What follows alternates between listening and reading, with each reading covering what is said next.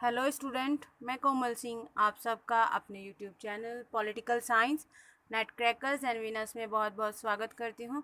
आशा करती हूँ आप सब बहुत अच्छे होंगे। स्टूडेंट, आज का हमारा जो लेक्चर वीडियो है वह है ग्रामसी की नागरिक समाज की संकल्पना के ऊपर है, यानी कि जो उनकी सिविल सोसाइटी को लेकर जो उनके कॉन्सेप्ट हैं उसके विषय में आज हम बात करेंगे और जानेंगे कि नागरिक समाज की संकल्पना के माध्यम से वह समाज को क्या विचार अपने दे रहे थे। तो चलिए आज का लेक्चर स्टार्ट करते हैं। स्टूडेंट, ग्रामसी ने नागरिक समाज की संकल्पना दी, ये आप याद रखिएगा और इसको चाहें तो नोट डाउन भी कर लीजिएगा, क्योंकि ये बहुत इंपॉर्टेंट है, क्योंकि कई बार ये क्वेश्चन में यूजीसी नेट के एग्जामिनेशन में आपसे पूछ लिया जाता है। इसके साथ ही यदि हम सेकंड पॉइंट पर बात करें तो ग्रामसी पहले ऐसे मार्क्सवादी विचारक हैं जिन्होंने नागरिक समाज को अपने अध्ययन का केंद्र बनाया।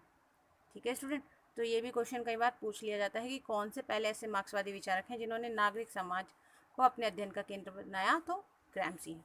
इससे पहले के मार्क्सवादी विचारकों का अध्ययन केंद्र केवल एक ही रहता था, राज्य रहता था।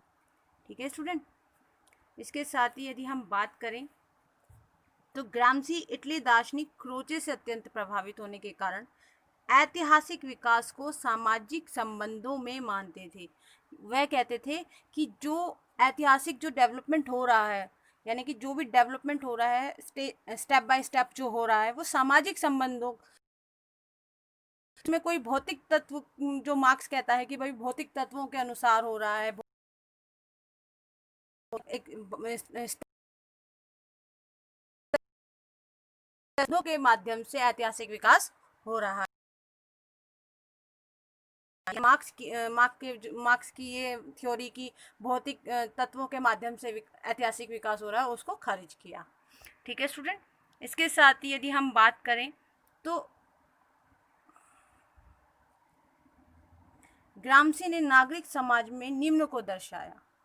वह कहते हैं कि स्कूल, विश्वविद्यालय, चर्च, ट्रेड यूनियंस, ये सब उन्होंने किस रूप में दर्शाए? नागरिक समाज के रूप में दर्शाए। किस रूप में दर्शाए स्टूडेंट?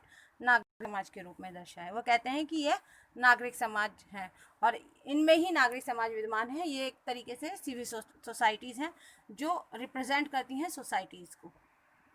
ठीक है स्टूडेंट, इसके साथ ही यदि हम बात करें तो ग्रामसी के अनुसार पूंजीवादी देशों में पूंजीवादी विचारधारा आधारित व्यवस्था है, इसलिए उनका पूरा ध्यान कहाँ रहता है? पूंजीवाद पर रहता है। वह राज्य पर ही केंद्रित रहता है।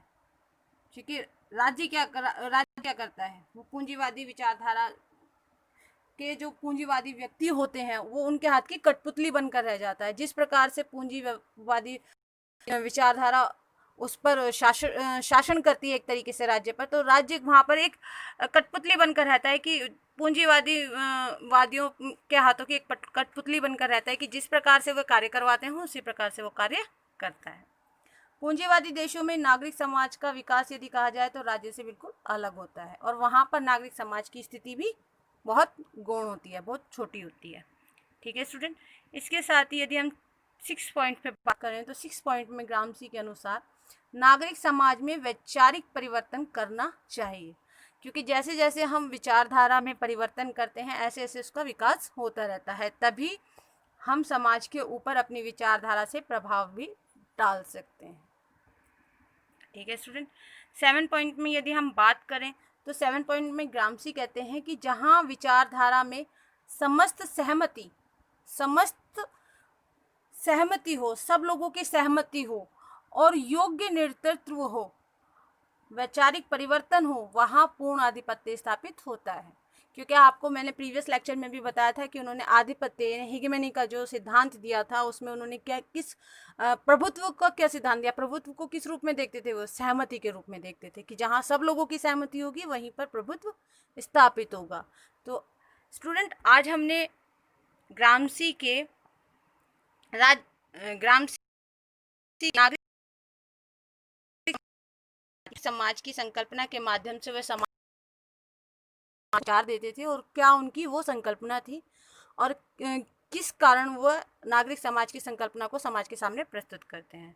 ठीक है स्टूडेंट, तो नेक्स्ट लेक्चर में हम उनके जो विचार हैं उनके और विचारों के विषय में बात करेंगे और जानेंगे कि ग्रामसी ने किस प्रकार का विचार समाज के सामने प्रस्तुत किया और किस प्रकार का उनका विचार रहा, जिसके माध्यम से उन्होंने अपने विचारों और अपने आदर्शों को समाज के सामने प्रस्तुत किया। तो बने रहिए हमारे लेक्चर्स के साथ, हमारे चैनल को लाइक कीजिए, शेयर कीजिए एंड सब्सक्राइब कीजिए। Thank you so much.